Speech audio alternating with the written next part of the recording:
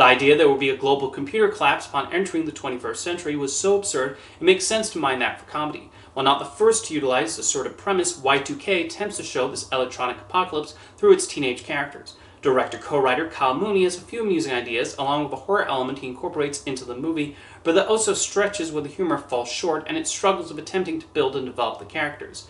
Instead, the film does often feel like a retread of Superbad, with its youngsters getting into hijinks on a single night, but even its central gimmick is not enough to deliver the hoped-for laughs.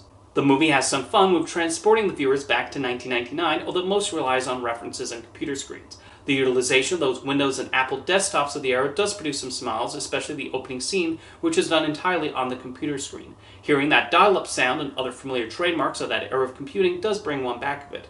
There are the occasional funny lines that appear, but Y2K mostly opts for really stupid gags. Not to say stupid gags cannot be funny, and Mooney revels in being silly here, but execution is still important, and the jokes are not nearly as humorous as they could be. The film does give us a bit of inspiration when it suddenly turns into maximum overdrive. Mooney showcases his horror influence as the electronics wreak havoc, and he does not shy away from showing the gruesome actions of these machines. He even throws in a few plot turns that raise the stakes, albeit only briefly.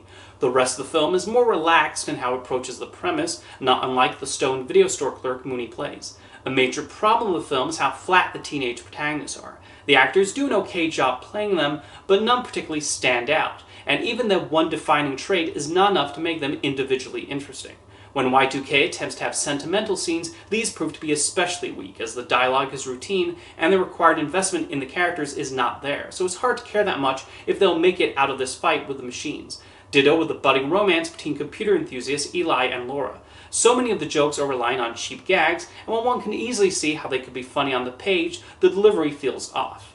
Owing to Kyle Mooney's appearances on Saturday Night Live, this concept could have potentially lent itself to a short comedy sketch. However, the idea feels overly stretched out for this movie, although at 90 minutes, Y2K is at least mercifully short, and the pacing is somewhat tolerable as it takes the characters from one comedy or horror set piece to the next.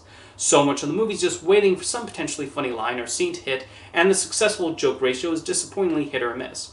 Occasionally something will produce a chuckle, but you have to sit through unemotional bonding scenes and other underwhelming attempts at character building.